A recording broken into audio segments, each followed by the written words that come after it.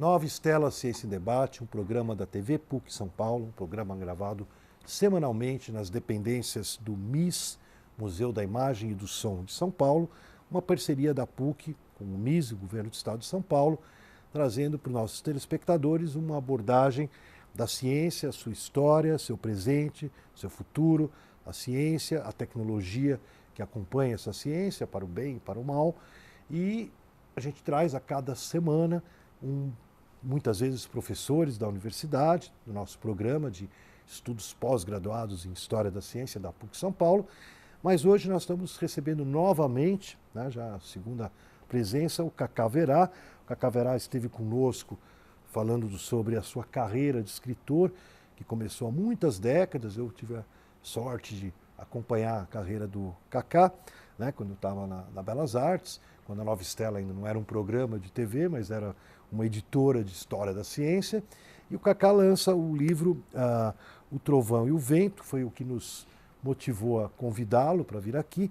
E nesse primeiro programa, quem quiser, está aí no YouTube para conferir, né, ele conta como é que um índio, né, vem lá de Minas, né, se enraiza em São Paulo com uma outra tribo, né, e acaba virando um escritor de muitas obras publicadas, um escritor internacional, né, mais um brasileiro que brilha no exterior, Alemanha, França, para vocês terem uma ideia.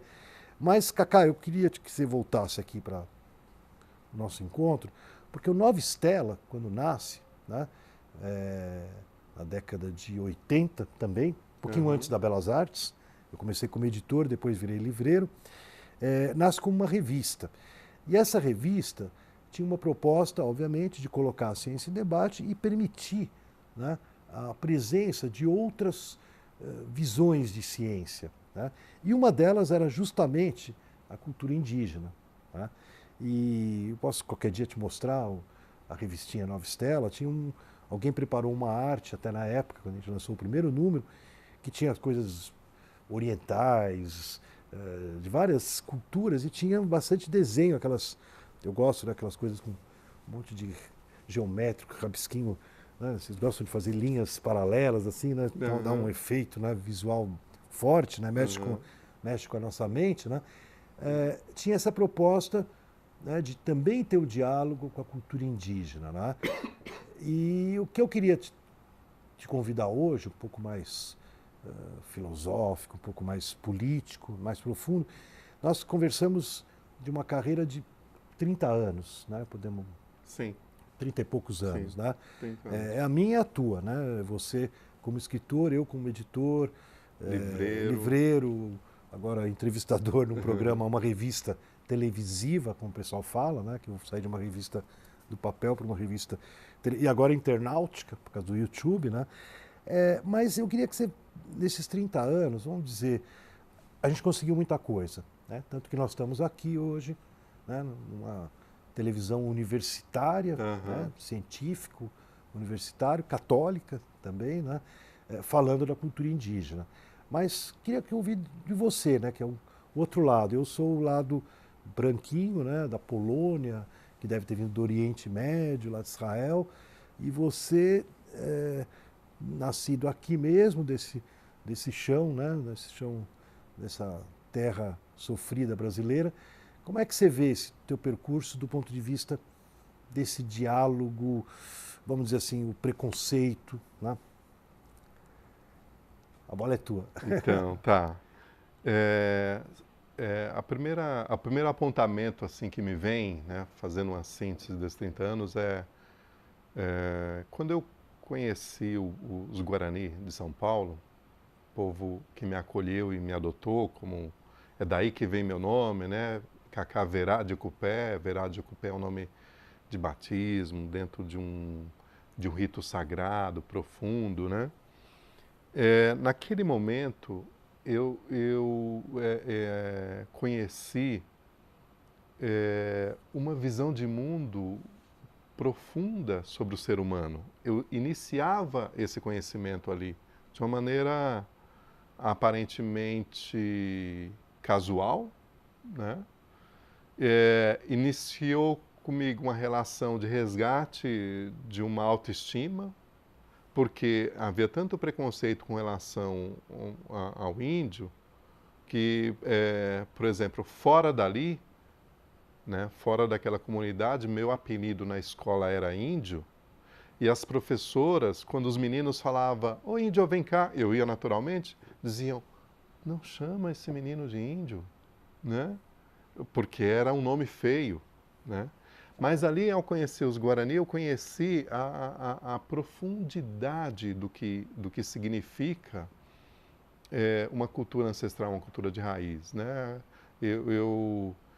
Ao ouvir os cantos e me dizerem o que aqueles cantos estavam querendo dizer, quando me traduziam, eu falava, nossa, como eu já gostava de ler e gostava de estudar textos também filosóficos, eu falei, nossa, isso é complexo, isso é muito profundo, né? Porque os cantos guarani falavam dos fundamentos do universo, né? Falavam do quanto os seres, né? Animal, vegetal, mineral,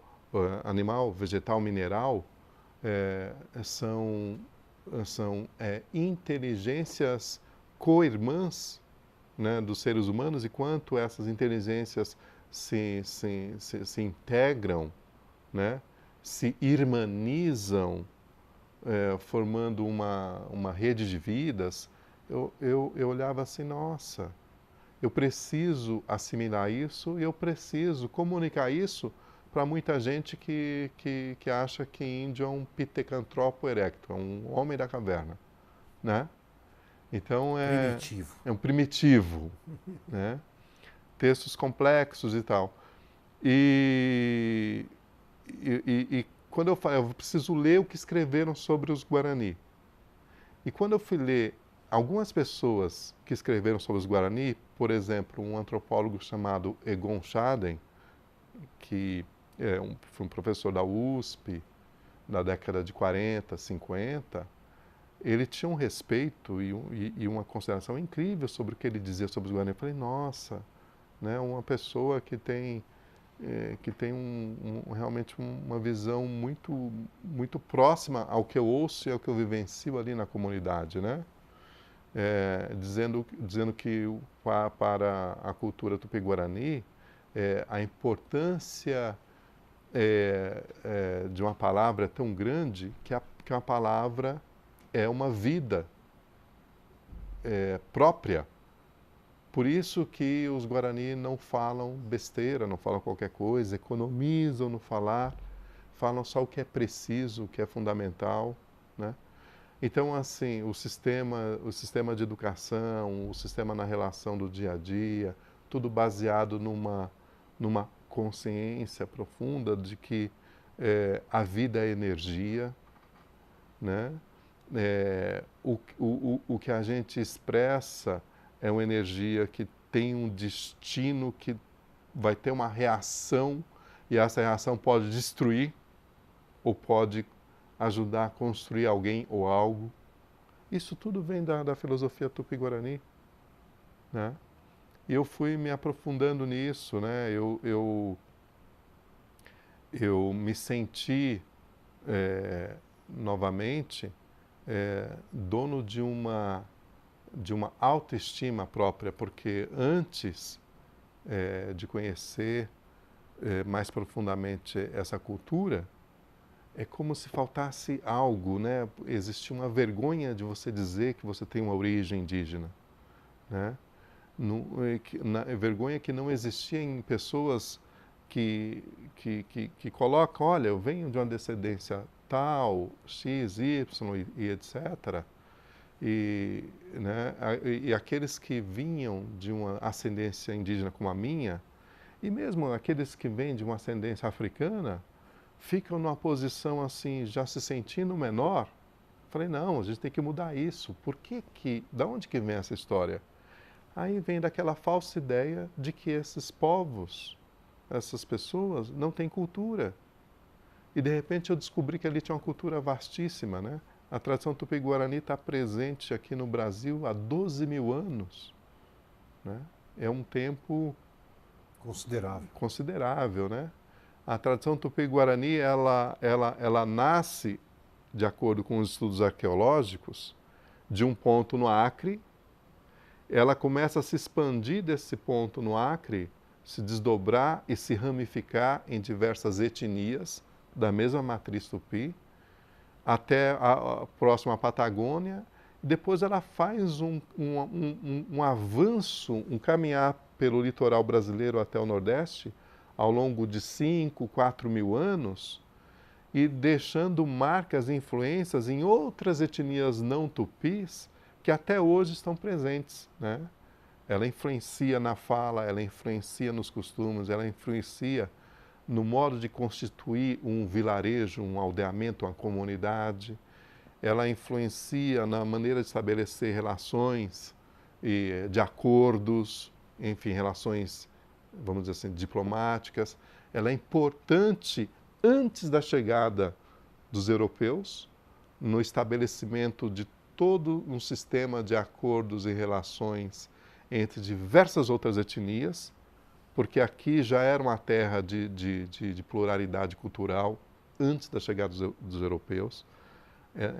Se hoje são 387 etnias, de 4 matrizes diferentes, né? A Tupi é uma das matrizes, antigamente eram muitas outras matrizes aqui presentes. Então ela desenvolveu uma habilidade de relacionar com o diverso e de influenciar em alguns aspectos muito grande, que é algo que precisa ser trazido aqui à tona, né? De uma maneira respeitosa, considerando também como uma filosofia, né? Como um sistema social, né? Complexo, né? Profundo, digno de ser estudado, de ser compreendido, né? Sem preconceito, né? Não é estudado para dizer, olha como vocês são menores, é estudado para dizer, olha, nós temos alguma coisa aqui que podemos aprender, né? E foi isso que me interessou e nisso que eu me envolvi para escrever Então, daí, o livro. aquela pergunta provocativa, né? Você foi se aprofundando, né? Chegou aqui o Trovão e o Vento, né? Um caminho de evolução pelo xamanismo tupi-guarani, né? Então você já tem, né, um belíssimo tratado, né, de realização humana através de né, de um paradigma, né, de um ponto de organização das coisas, como você falou, desde né, da grama, da areia, tudo. Mas, ao mesmo tempo, vamos enfrentar a questão difícil, né?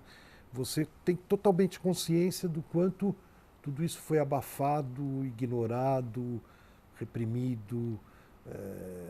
Pensa, você falou em 12 mil anos, 5 mil anos chegando no Nordeste, e a gente está falando de apenas, tá certo? 500 anos, estamos no 2000, né?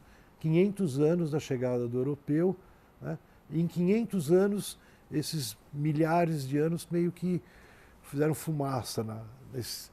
Fora que a selva, coitada, né? Não é só o homem, né? A selva também foi sendo né? Para plantar cana, agora é soja, né? Cada vez é um plantio que o homem branco é bom para limpa tudo e iguala. Tá? A diversidade desaparece, né? Não só a diversidade, como você falou, cultural, né? de vários povos convivendo e aprendendo, né? E crescendo, né? Mas até a diversidade vegetal, a diversidade, né, da mata, né? Também ela vai sendo substituída por uma monocultura, né? Porque ela tem um interesse mais, entendeu? Você corta a cana e leva o açúcar. O açúcar era o ouro branco, né? Na época, né? Então, como você vê essa falta de diálogo? Isso mudou? Bom, como eu te falou, a nossa presença é um sinal de que mudou. Mas o quanto mudou, o quanto poderia mudar, o quanto vai mudar, né? A Nova Estela Ciência em Debate está também pensando o futuro, né? Aí você vê, né? 12 mil anos. Há 516 anos atrás, vem aqui um grupo de pessoas que aniquilam, ou aniquilam não, tentam aniquilar um acervo, uma universidade de saberes de 12 mil anos, né? Há 516 anos atrás chegou aqui uma outra visão de mundo, né? Extremamente convencida de que tinha que essa predominar aqui, uma visão de mundo. Na verdade, o grupo que veio aqui veio atrás de duas coisas, prata e ouro. Não encontrando... prata e ouro. O que motivou a vinda daqueles que chegaram aqui há 516 anos atrás era um boato, um zum, zum, zum, de que tinha prata e ouro aqui. E além do boato da história... Aí tem essas histórias das especiarias, da busca dessas outras riquezas da floresta, né? Também, mas era a riqueza mineral que puxou essas pessoas para cá, né? Que puxou o barco. A médio prazo também criaram uma estratégia de fazer aqui uma grande monocultura de cana-de-açúcar, ali onde hoje é Santos, Itanhaém, São Vicente. Não, vamos fazer isso aqui uma monocultura, né? A história do ouro branco. Esse ouro branco, na verdade, virou ouro vermelho porque era tão custoso escravizar centenas de índios para trabalhar na monocultura de cana-de-açúcar, né? Eles viram que uma outra estratégia seria transformar essas pessoas em fornecedores de pau-brasil, né? Com isso daí, graças a isso, hoje nós temos 7% da Mata Atlântica do que era antigamente, né? Quer dizer, quase aniquilaram a Mata Atlântica e quase aniquilaram essa universidade de saberes, né? Proporcionalmente ficou o mesmo percentual vivo hoje, né? Que está garantindo a vida da sociedade paulistana brasileira, né? A Mata Atlântica e a sabedoria ancestral, né? Mas aí vem, que visão de mundo é essa? É isso que é a dor, né? É uma visão de mundo que desconsidera aquele que é diferente de si, né? Que usa do jogo das relações a estratégia da manipulação do outro, né? Usa uma estratégia de opressão do outro, eu sou melhor do que o outro, né? Baseado num desejo de uma suposta riqueza inconsequente. Não tenho nada contra a riqueza, mas é uma riqueza inconsequente, porque quem vem para cá é aventureiro, né? Por isso que eu até nem falo assim, não, os portugueses, não era o pensamento português, não, era um grupo na verdade, aventureiros, porque quando você lê sobre quem vem para cá, eram pessoas que estavam atrás dessas riquezas e como não tinha uma tripulação disponível a fim de aventuras, então pegava a tripulação carcerária e trazia para cá, porque veio para cá, ou seja, o pior de lá, né? E fomenta aqui a discórdia, fomenta aqui a escravização, porque uma das estratégias dos portugueses na monocultura da cana-de-açúcar era se tornar aliado de alguns e transformar outros inimigos para que os inimigos capturados fossem escravizados para a sua monocultura. Foi essa a estratégia. E só que isso aí, esse modelo, né, esse modelo de exploração indiscriminada, de destruir aqueles que não cumpriam o objetivo de serem simplesmente escravos ou semi-escravos, de gerar pequenos grupos de interesse para satisfazer essa riqueza sem consequência, isso virou um modelo, né? Virou um modelo de Brasil, virou um modelo de América Latina, né? Infelizmente, né? Isso se transformou em modelos que a gente vê até hoje reproduzidos em outras instâncias da sociedade, né? É o modelo da usurpação, da manipulação, de ganhar dinheiro de um modo escuso, né? infelizmente, esse é um modelo que não só oprime os povos indígenas, né? Continua oprimindo os povos indígenas, os últimos guaranis, que hoje são do Espírito Santo até o Rio Grande do Sul, só na parte do Brasil, são mais de 40 mil pessoas, mas não só os Guarani, como também Ainda tem 40 mil pessoas? As diversas etnias indígenas são oprimidas, são desqualificadas para justificar essa opressão, né? Dizem que os povos indígenas querem terra, não é bem assim, né? Na verdade, querem viver de acordo com o seu sistema de valores, que inclui uma terra equilibrada. É muito diferente do que divulgam, né? E é essa dor que a gente vive hoje, que não é uma dor dos povos indígenas, né? Não é um problema que afeta só nós, né? Essa necessidade de ter a sua terra preservada, a sua terra qualificada de acordo com a sua visão de mundo e valores, né? Então, Cacá, e essa visão que obviamente prevaleceu, né? E cujas consequências são, como você falou, aniquilamento, destruição, né?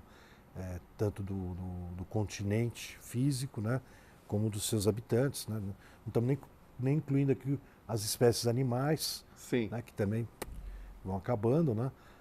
E que antes viviam super entrosadas, né? Quando você aparece nos anos 80, eu abri a Belas Artes lá, até eu, na verdade, comprei, né? Já eram outras pessoas, eu herdei ali numa sucessão, né?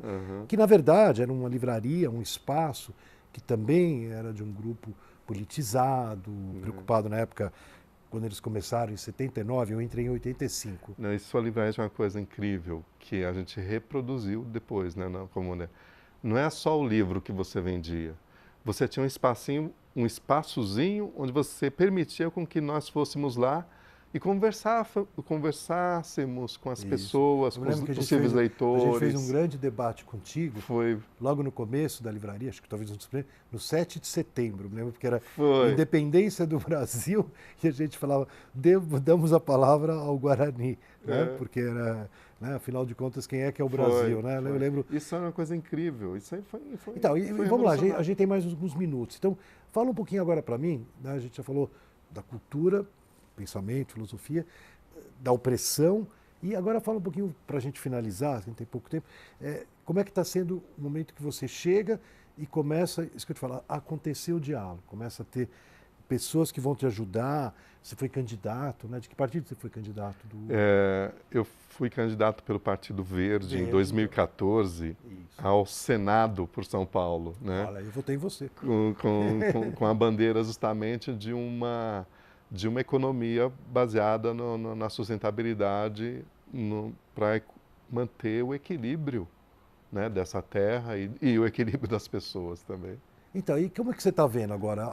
Há o início de um diálogo, ele cresce no ritmo necessário, ele está lento. Sabe o que está vendo agora? A gente está com uma juventude, com uma geração, né, principalmente nos grandes centros urbanos, muito incrível, uma geração sensível, aberta, sem preconceitos, que acolhe a diversidade, né?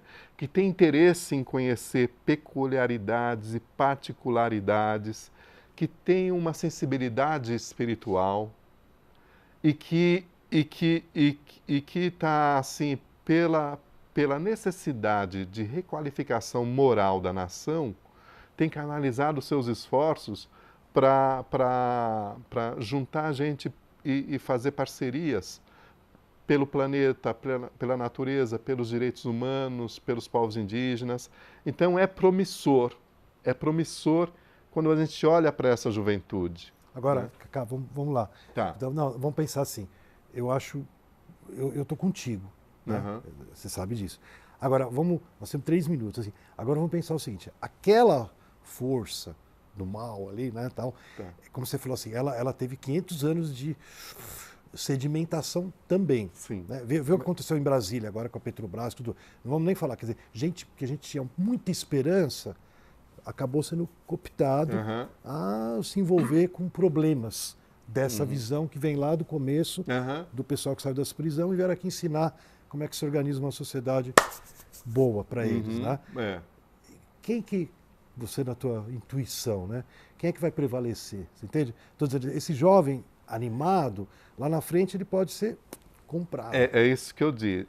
O perigo é que a gente tem um enraizamento estratificado que está, infelizmente, ainda, né, nos comandos, né, nos postos de comandos, né, dentro das estruturas políticas, que muitos dizem assim, não, mas a sociedade avança independente da política.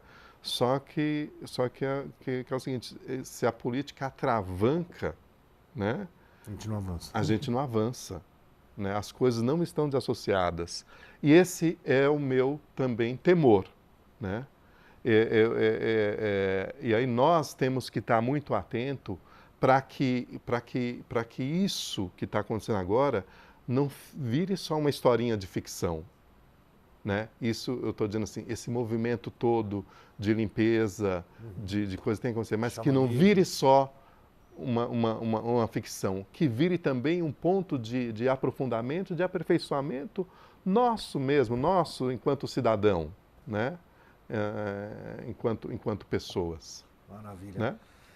Cacá Verá, nosso primeiro indígena que veio aqui no Nova Estela, eu fico muito feliz, queria agradecer muito a sua participação e a gente vai, obviamente, fazer muita coisa junto ainda, Sim. né? E o Nova Estela, mais uma vez, vai se despedindo, lembrando, né, que estrelas novas no céu apareceram no passado e abriram muitas possibilidades para a mente humana, para o pensamento humano, mas o tempo passa, gasta, né? A gente espera que no século XXI novas estrelas apareçam novamente e iluminam as nossas mentes.